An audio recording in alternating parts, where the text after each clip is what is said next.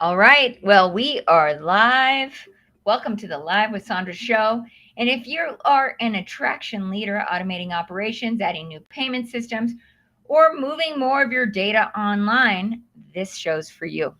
Because today we're talking about something that too many operators ignore until it's too late. And it's the hidden risk gaps that could be costing you millions in your business.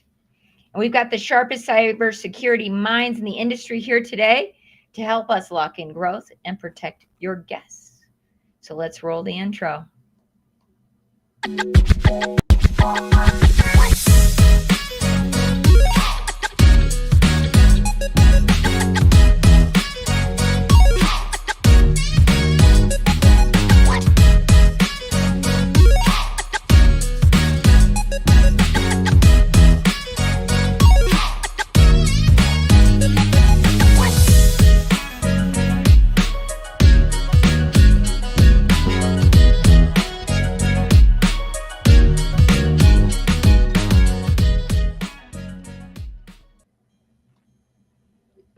All right. Well, I know those of you listening on the podcast, you cannot hear or you can't see me dancing through that intro, but I just saw myself dancing through the intro because I realized today that I'm still on the screen there.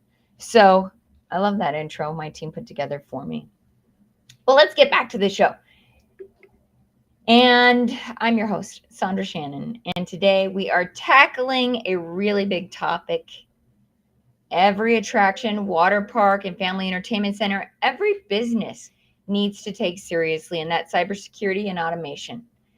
We all love efficiency and guest experience and the efficiency and guest experience that comes with automation. But here's the truth. If your security doesn't scale with your systems, you could actually be putting your guests at risk, putting your business at risk. So before we dive in to this topic, a huge thank you to our sponsor, Gatemaster Technology, the all-in-one ticketing and point-of-sale solution that has been powering attraction for more than 30 years. And if you haven't heard, Gatemaster is hosting its annual GT Summit 2026, a two-day event bringing together operators, innovators, and industry leaders to talk about the future of technology, guest experience, and operational growth.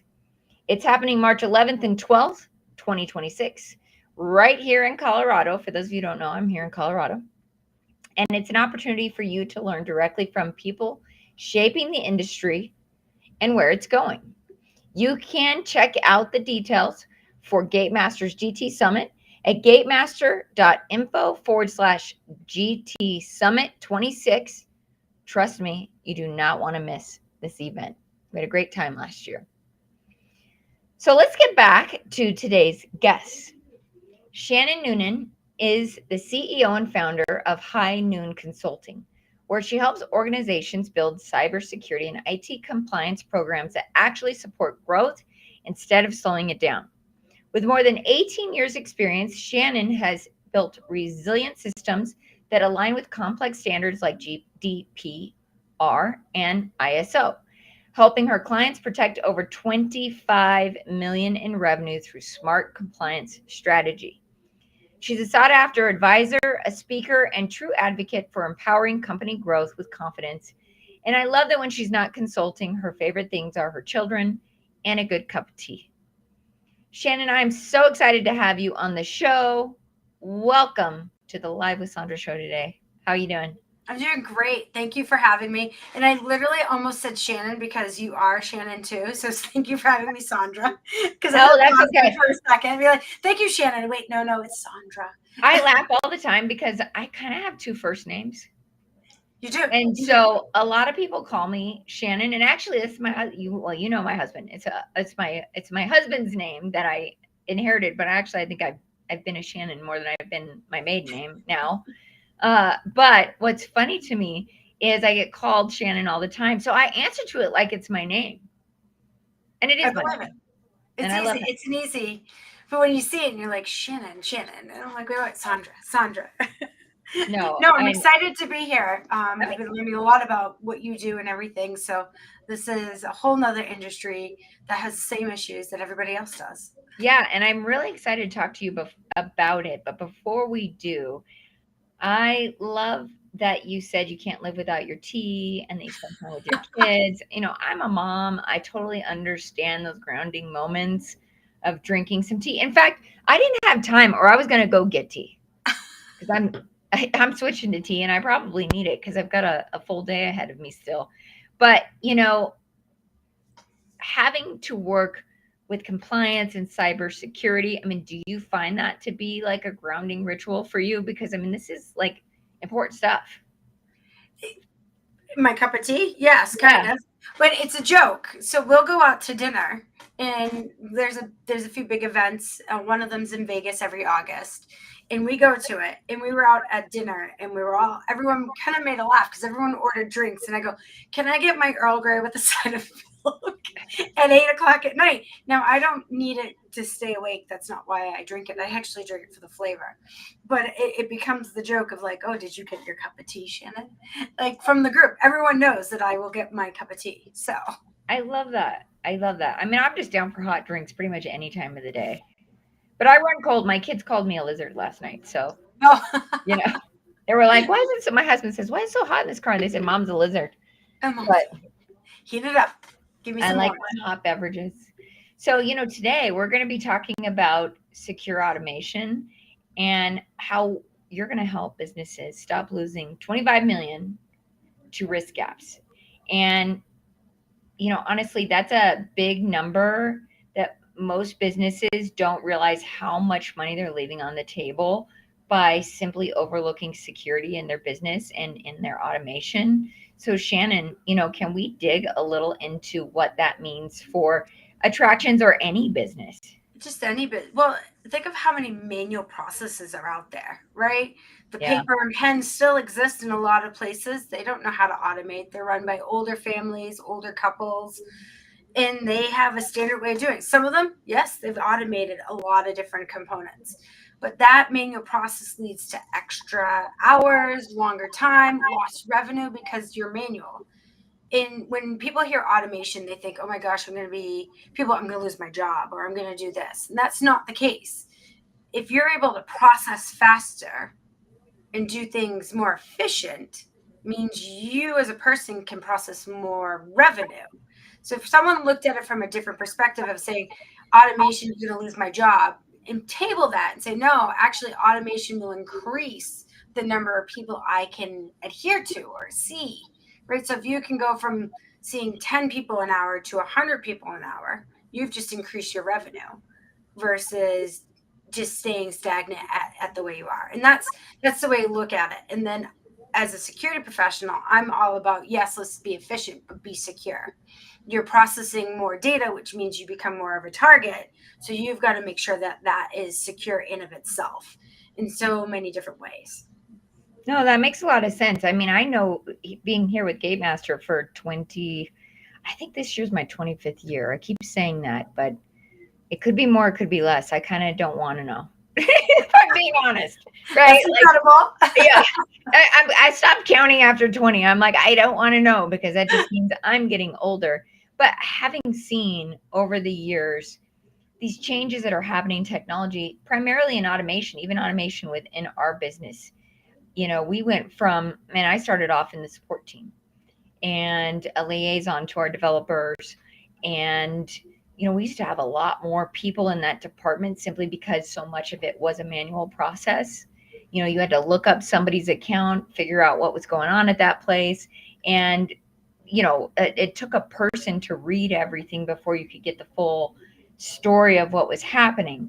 Fast forward about 10 years later, and we had automated all of our support systems so we could quickly look up what was happening, who they were, if they were authorized. It was so much more secure in so many ways, only because we had processes that said only these people can have access to this information, and they Yep. could tell us what that looked like. And being a point of sale company and somebody who works with people's financial data, we don't take that very lightly. And not only financial data, but it's forensic ready data, Yep.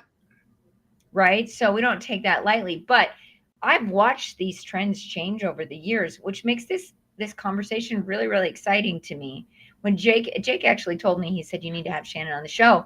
I for Jake's those of you who don't amazing. know, Jake's my Your husband. husband's amazing. I'm sure you guys have a lot of fun. We do have a lot of fun, but he had told me, he'd actually mentioned that I need to have you on the show because we know that this is a gap that our industry is facing. And I was just in DC with one of our the largest attractions association had an event there, and we had a session with SZA. I love that. I Yeah, love and they gave us real case studies that. of data breaches in attractions globally. And it, Which is incredible because you're not thinking attractions are being hacked, right? You're thinking hospitals because that's all you hear in the news, or the electric grid, whatever it is. You don't hear your industry necessarily all the time, but everyone's being hacked. yeah, and it's funny because that's why Jake said you got to talk to Shannon, because that really got me thinking about, like, we got a very small 1 hour session, and I know that we can't even tackle this topic even on this show today, let alone in an hour with SZA. But that kind of brings me to my first question for you. For smaller and mid-sized businesses or attractions that might not have a full-time IT team, what's maybe one low cost, high impact security measure that they can implement right now to protect their guest and financial data? Because from what SZA was saying, we're not necessarily at risk because they want the customer's data so much as they want, it's more ransomware is what we face. Mm-hmm. Well, so there's different variations, right? Will it cripple your business per se if you got ransomware? Maybe, maybe not, but you're a tangible institute that if you have a name, someone's coming to you. What will cripple you is if you need to get to certain data and they're asking for funds. Do you have money in the bank to pay those funds to keep functioning the next day? So there's so many different hats, and we can dive into that a bit more.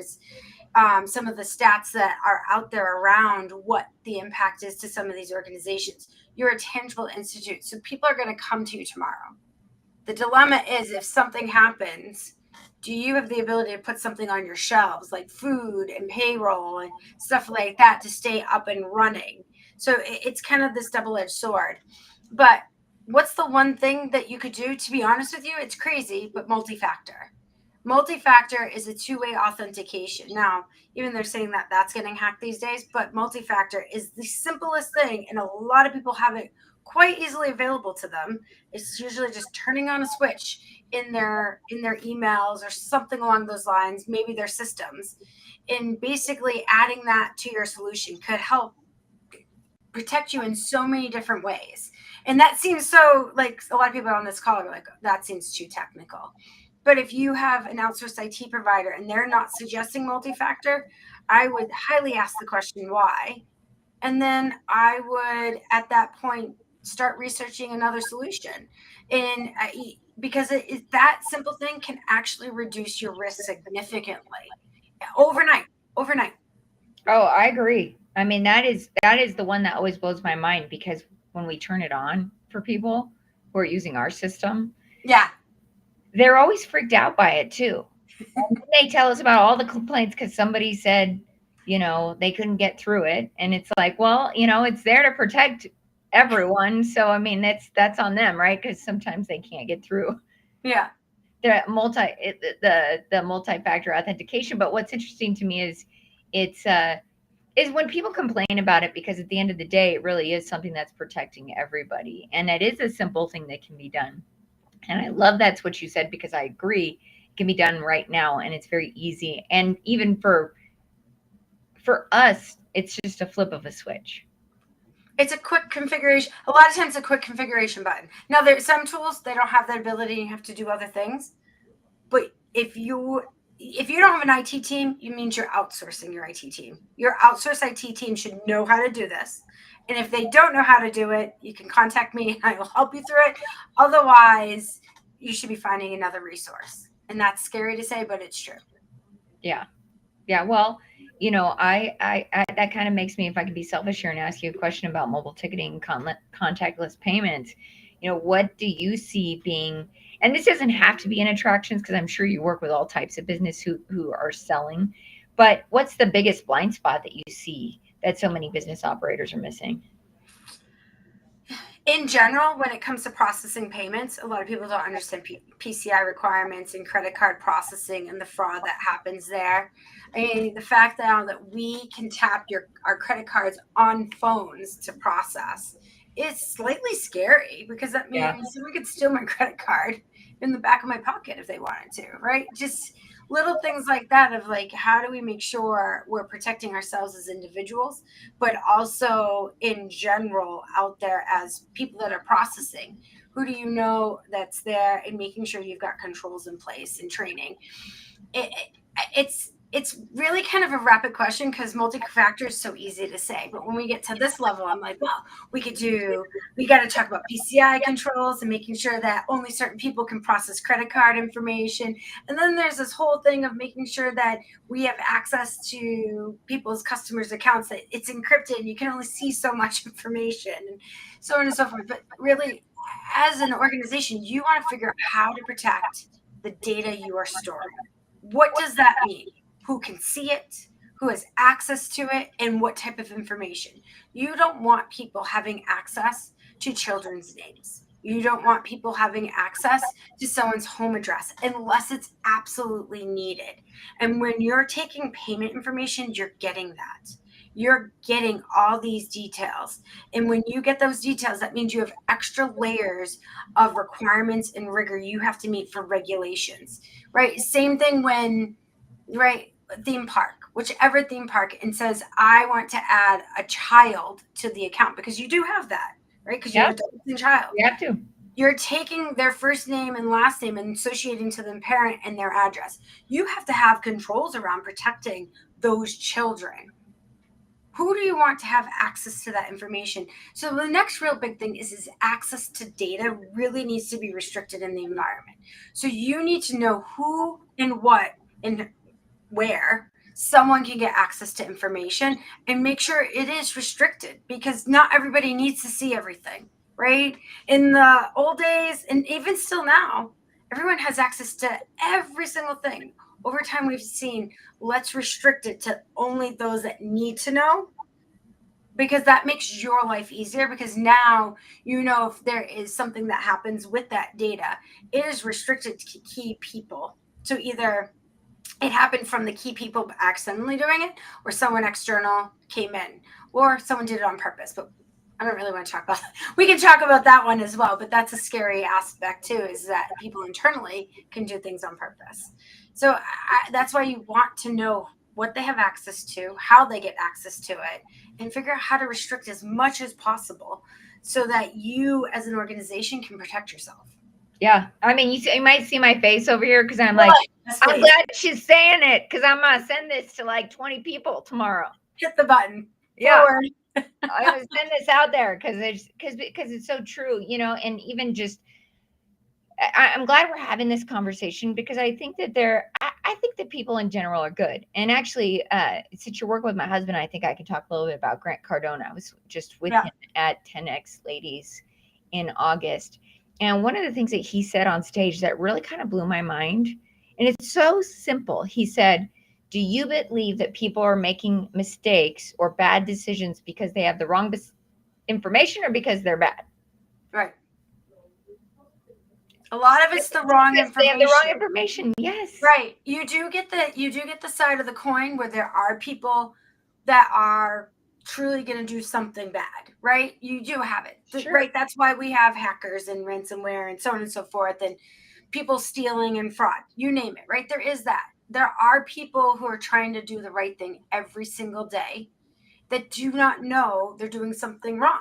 And AI is a great element. We're talking about automation. Do you know how many people out there are using ChatGPT and trying to make their lives better, but they don't realize they're leaking information out in the open because they're not trained or educated on that element? They're like, I can make my life better, and they're super excited about it. But then they were never trained on what the repercussions are if they do certain things. And their organization didn't give them the right resources to do it the right way. So if you can imagine organizations getting ahead of it and saying, hey, this is the way we want you to use any form of AI. We give you the tools, we give you the training, we make you successful. No one's going to go outside of that. They're going to use what the company offers. Whereas right now, people are probably using other opportunities to make their lives better.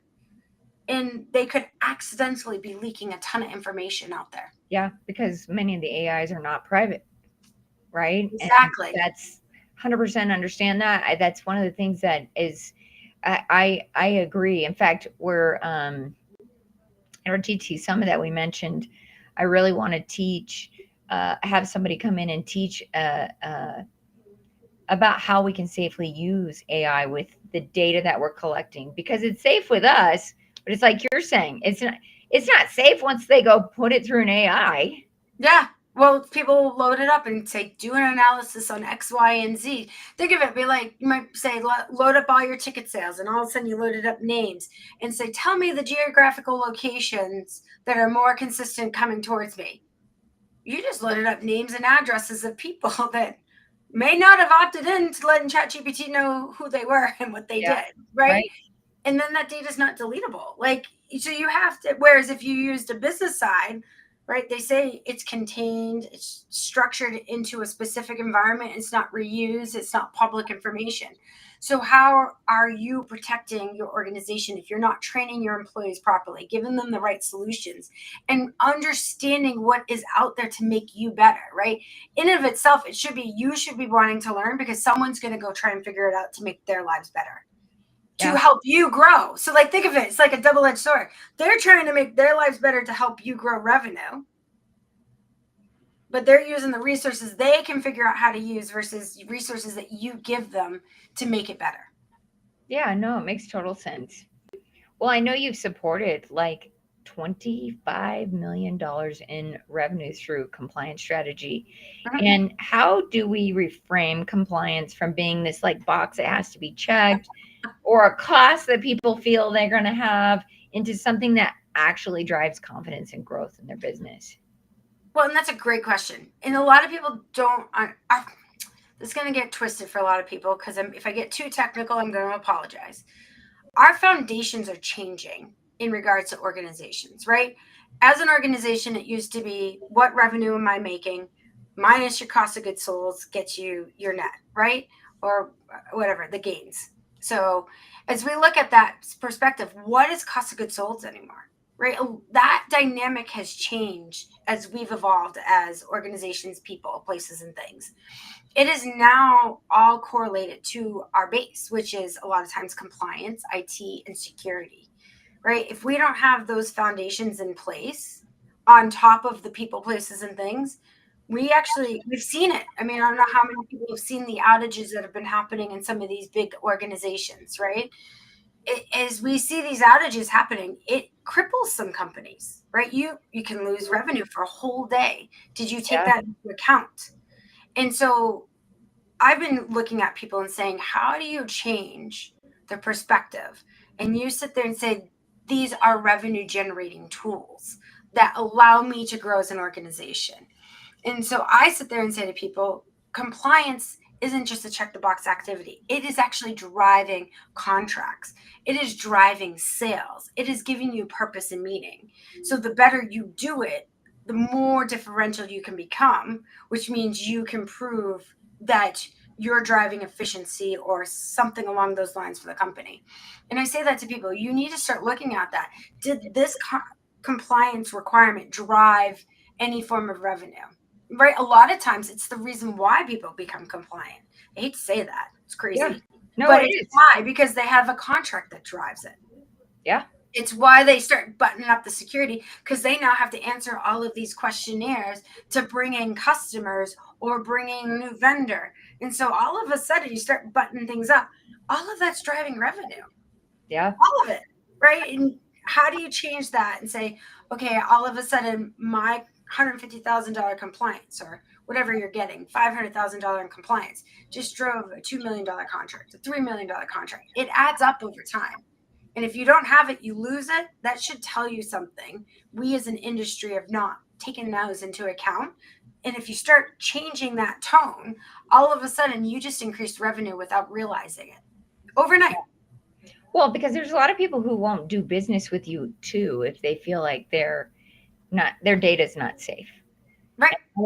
That's a real thing, and it's only going to get worse as we move into the next whatever this looks like, because we know AI is The changing next so time. much. But the next phase of technology and innovation, for us at Gatemaster, like that was something that hit us many years ago because we work with a lot of municipalities. And Oh, so yes. we had an obligation to make sure that our systems were secure in a way that we could share networks with the police Mm-hmm. and fire departments, and because that's who's hiring us is the cities. So CGIS, yeah, the CGIS requirements, the federal, state obligations. Yep. and so we had an obligation to get that done.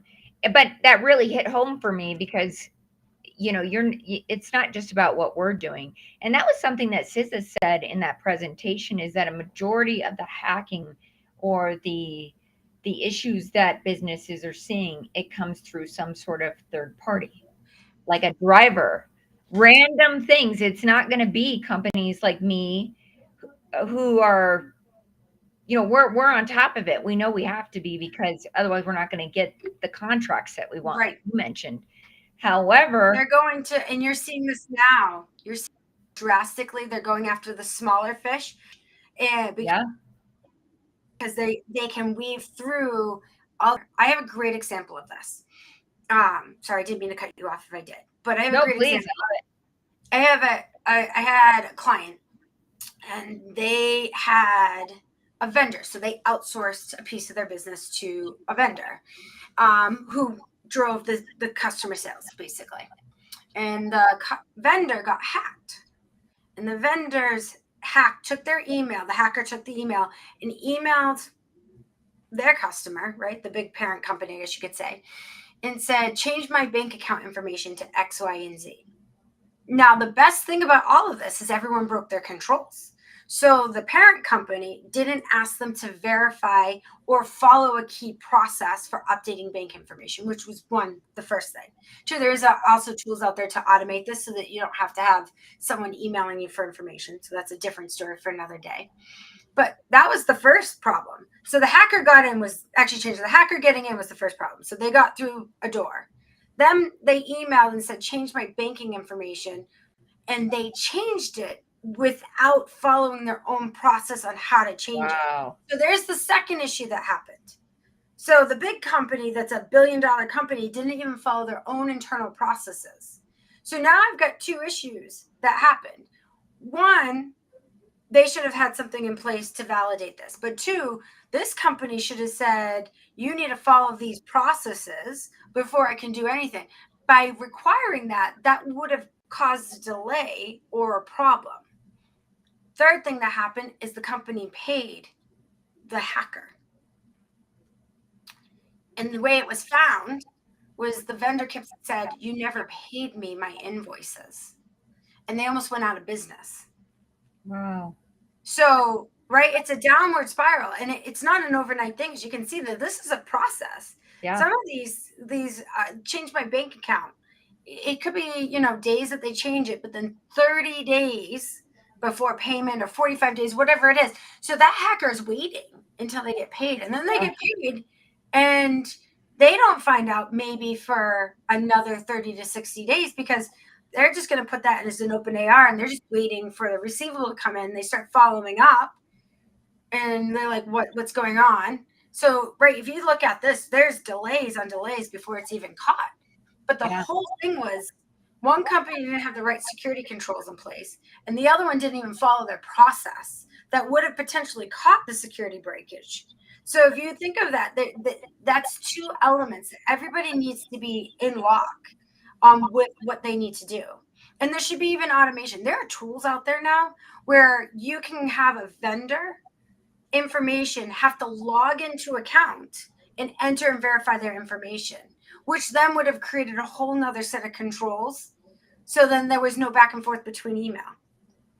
Well, I'll tell you, and this is something that a lot of customers don't like that we do, but it's for that very reason.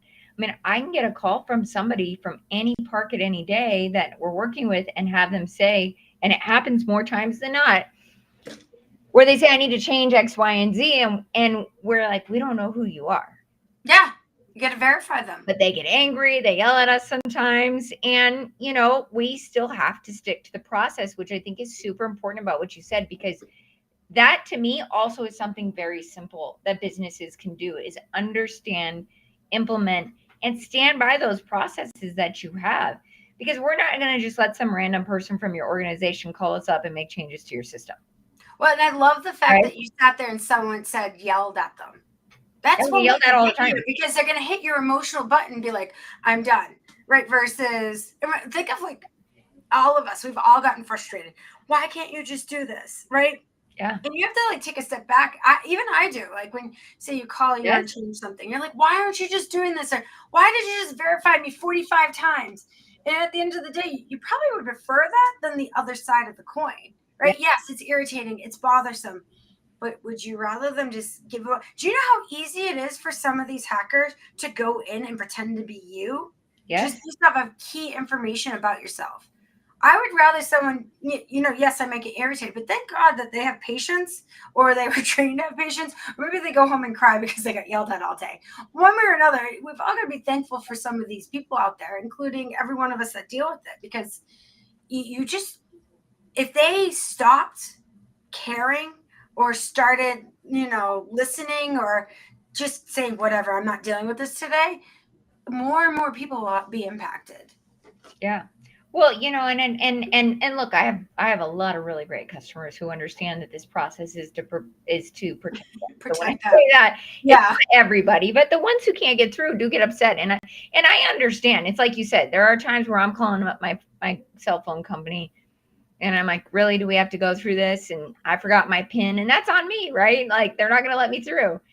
So there are things like that, but also, like just kind of going back to the processes, I think that's so important, because there are parts of even, and I'm just using Gatemaster as an example, that Gatemaster is a great example. Yeah, we don't have control over who you give access to certain bits of information, which is why I love what you're saying. It has to be about processes, because we don't know who should have access to critical information. So if you give that to everyone, that's on you. We have to own that. Yeah, you're a facilitator. They own all of the other pieces, and we have to assume that you made that decision for the reason that suited your business. But and it's funny because my team said, Shannon wants to know what you guys are doing to innovate. One of the things that we did once we got onto the cloud, and this kind of dates us because we're 30 plus years old in this industry. Jake always says it's like being a dinosaur, dog years in technology. I don't know. He's got something funny saying that he always about it. But when we went to the cloud, one of the things that we immediately did is we said we need to understand who's making changes, because we don't have control over who they're giving permission to do what. Right. And that was right. Have some form of logging so it protects you. Well, and so we had logins, but we actually we started tracking even the simplest tiny changes that most people would not see as important. Yep. Because we wanted to know, because we were getting blamed for stuff. First of all, which is how some companies make hard decisions like that to change and innovate, right? Like you said, sometimes what drives the innovation is not like the most pleasant thing. No, right? It usually isn't. This is why we have laws in this country. It's because something bad happens. So. Right. And so, but one of the things in the data that we found after we started tracking this was how there weren't processes in place, and how some people could just go in and break everything overnight. And going back to what Grant said, I don't think that they're doing it to be malicious necessarily. It's just bad information. They didn't know how the system worked, and they took out their entire calendar for the year. Right? Simple things like that. But we were like, you can blame it on the system, but we can see here that so-and-so made that change. Right. And I think those things are important, not just for the fact that we can protect ourselves as a business, but also give transparency into what's happening on both sides. Because prior to that type of tracking, we didn't have enough information to say that this was a potential risk or that this was happening. We just had to deal with it.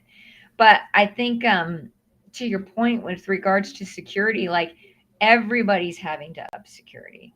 Everybody's having to look at this. And everybody needs to probably look at who has access to what data. I love that you brought that up because that is something we try to instill in the parks that we work with because they don't realize, the potential risk of what's happening. Oh, the information, you don't even realize sometimes what information you have because you're so used to it just being common to you. Right? Well, why would I care about this? Why is this so important? And what is it doing for me? But it's amazing at the type of information you have that people can take advantage of, and the type of situations you have. You don't even know it, like who's walking through your door, and someone's tracking them for other reasons. There's so many different elements, right? That out there that people don't. A lot of people don't even want to know about. Why do you want to understand some of the things that are going on in the world? I mean, I don't, and I work in this industry, and I'm like, can we just pretend that just didn't happen today? But we as a group have to realize that we're getting more data centric. I keep calling this data's a new form of currency, right? For sure. We're all value. Our data is a value, right? It's value to a company. And if you devalue it because it's out there versus protecting it, then most people don't even realize that data is a value and it's a currency now. And so that's what I keep saying to people. The more we get online, the more information is there. That's how people identify who's coming to your parks, right? If you're trying to market to an organization or a place or a thing, yes, you're doing it based off of the data, the historical data. Right? If you know that you're going to have a downtime and you're going to do a sale on your tickets, that's the data of historical data that you've seen on trends on how many years, right? You know the people, the type of people, the age frame, right? You know that's the target. You know that you're going to go after maybe single moms or single dads at certain time periods, right? There's things that you know you're going to do because you have that data. Well, what happens if the data gets compromised or manipulated, altered? Now, all of a sudden, you can't understand when to target certain people or what to do because you see an uptick or a downtick, right? So how are you going to grow your revenue or get the right people through the front door? Well, and I love that you brought up how the data is used to create personalized experiences for people. But to do that, you've got to know about them. Yep. And that goes back to why we have to protect this data. We have an obligation to do that for our guests and customers who are coming into our businesses and to use it responsibly, right? Because look, as a consumer, I do want them to target me. I do want them to make my life easier and tell me what's going to work for me and what that experience should look like or how I can have, maybe a better experience because they have this data point about me. Right. I love that. I love that that's where we're going. But I agree that it is now up to the currency, or you called it a currency. Yeah, I love saying digital currency. People are like, what? And it's a whole new supply chain, right? It's not just a physical element now. Data is a part of your supply chain. It's how you can order stuff. It's how you can market. You need data. If you don't have the data and it's not clean, how are you going to get to anything, right? If you needed to order all of a sudden at the theme park, your threshold for ordering soda, right? Say you're ordering soda, whatever good food, French fries, and you are below the threshold, and because the data didn't trigger something and tell you in your system because the system's down to go order, or you don't have the ability to order from the organization you normally do. Are you going to the local food market to get all the bags of French fries you can to supply the demand for you at the park? And so those are the things that people don't realize. We're not picking up the phone anymore to do our food orders. Now, some places still do. Some places do. Most of it's done online. Yeah. And it's based off of usually an analysis saying, oh, it's July 4th. We're going to have 1,000 people here today. Versus 500. That's totally fair. We need to make sure we've got boom, boom, boom, boom. So you're going to put that order in how many days before you have to, right? 5 days, however many days. But if you don't have that information on hand to track and do the analysis, how are you going to put that order in on time and make sure you've got what you need Right. And what happens if the system goes down? What are you going to do? Well, look, and I think like we're talking about the worst case scenarios and the best case scenarios. Right. It impacts both, right? Because Right. as they say this, it's a great scenario if it all lines out right, you get all your sales in and you have a great day and no one didn't get what they wanted. But it's Yeah. the other end is what happens if none of that works out because you didn't do something properly or wasn't available to you. Yeah. I mean, there's been many times where we've made decisions about how we move data, how we interact with data. And, even like when RFID chips were really the new thing, Oh, man. we refused to store anything on them. We just accessed a number because we knew Yeah, that was safer, right?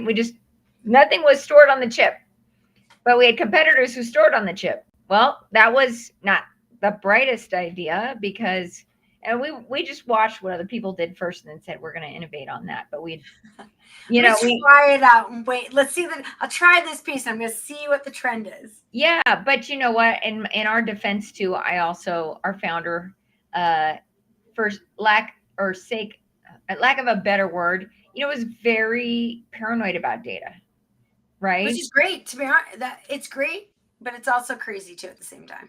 Yeah, but you have to be to some degree if Yes. you're going to serve people in this way, which is why I'm really glad that there are people like you out there doing this work because you've gotta be not necessarily obsessed with things, but you gotta be obsessed with your success. And sometimes that means being obsessed with the things that help you be successful, which in today's day and age, that is making sure that our data is safe. Yep. And that your customers' data is safe, and that we are doing the things that we can do and maybe even just what's in our reach, because you've given us some things today that are easily executable, I think, for everybody right now. Yes. And it seems complicated, but really it's not when you simplify it, right? It seems overwhelming. If you don't understand the tools, the systems, ask the question on how to do it. And someone will help you guide through it because it might be a quick configuration. Or it might be, I just need to break this out a simple way. And you didn't realize that was available to you because you've never asked that question. Yeah, but here's the other thing. We are in an industry that is highly compliant because we have lifeguards, we have ride systems, we have all these things. Oh, And we do all so of these much things to protect the people who visit our parks. But we sometimes fail to realize that this is included in that. And even I visited parks and given people my information and thought, should this person really have this? But I'm going to go for it because that was the only option I had. And I have kids there who would be disappointed if we weren't able to go into the parks. But before I let you go, because I really appreciate you, and I want to make this a little bit fun as we wrap up here. And I know from a security perspective, we want people to feel safe and secure when visiting attractions. But I'm curious, from your perspective, somebody who lives, eats, and breathes security, what makes you feel safe? Locking my door. When visiting parks, sorry, I should say. I know, I'm kidding. Honestly, it's really funny. I just went to a theme park in Orlando. I don't know if I should name it, but I'm pretty sure you guys all know them. So it was fascinating walking through and seeing like how much I'm giving away my fingerprints, and I'm doing all these things. But what makes me feel safe is understanding that these organizations are trying to protect me, right? Whether it's I'm going through some security camera to make sure the bags are safe, right? I know they've got the tools in place. So I'm okay with doing certain things because I know they've got processes in place and they're very rigorous about it. It's kind of that situation where it's either, just like you said, you either take your kids or you don't. So the more I know the information is going to be secure, the more comfortable I am. And so the more likely I'm going to go back again. If it's not secure, I'm going to show up and be like, okay, maybe this is a one and done deal. Like, I'm not going to do this again, and I'm going to request you to delete my data somewhere along the way. So it's just really a matter of, do I feel comfortable, and do I feel like my kids are safe as well? And if I feel that, then I'm going to be more likely there over and over again because I like to have fun with my children. Yeah, I love that. I love that. Well, Shannon, thank you so much for being here. And you've given us a lot of really great information. Like I said, I think the audience here has definitely some things that they can do to improve the safety and security of their data right out the gate, right? Like, and just having it in your awareness. Look, when you know better, you do better. That's the truth. Exactly. And so, I really appreciate you being here and sharing this information, because I know experts like you don't have to do this and you still show up for me and for this audience. And I really, really do appreciate that. And so, just want to thank you for bringing such an insightful conversation. And thank you for showing us that automation and security can work together and not only drive growth in businesses, but we don't have to deal with the risks if we are conscious of it and smart and work towards those things. So before I let you go, if somebody wanted to get a hold of you because maybe they feel like they're not in the right spot yet, what is the best way for them to do that? So the best way is either you can go on our website, which is HiNoonConsulting.com, or email us at info@hntc.io. Those are the best ways. And you could try and get me on LinkedIn, but if you look like spam, I'll probably ignore it like everything else. So those are the two best ways to get a hold of us. I love it. And thank you for having me. This has been great. I love doing this stuff, to be honest with you. I just actually spoke on Monday at a conference, and I probably scared everyone there because it was an AI conference, and I told everyone that they needed to start putting process and controls in place to a bunch of security professionals. So I do it everywhere. I tell everyone that they need to do better. Yeah, but you know what? In a good way. I would venture to say most businesses do. And Yeah. I think businesses that don't think that their processes are living things, right? They're living documents that change as time changes. I mean, especially a legacy business that's there for a little while. So I think they do need to hear it from you, just like we did. So Yeah. thank you again for being here. Thank you. Well, I'll see you soon. Yes.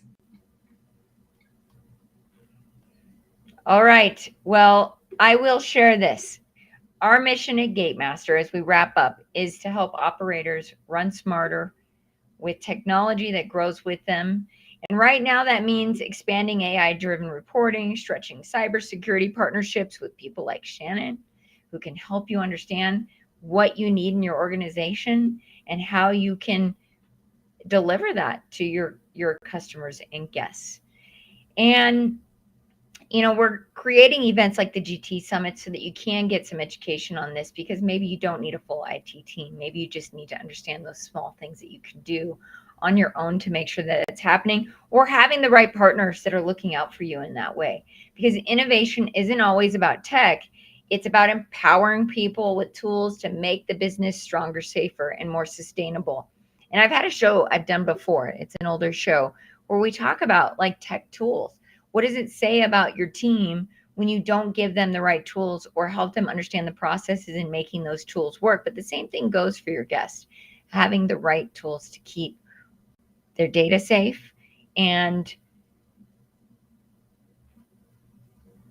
keep the confidence in this industry that we need, because it's so important that we have patrons coming to our facilities, and we need to keep confidence strong in what we're doing. And that is really something that I've always felt a personal obligation to give our industry as the CEO of Gatemaster. So once again, I do want to thank Gatemaster Technology today for sponsoring this, making this show possible.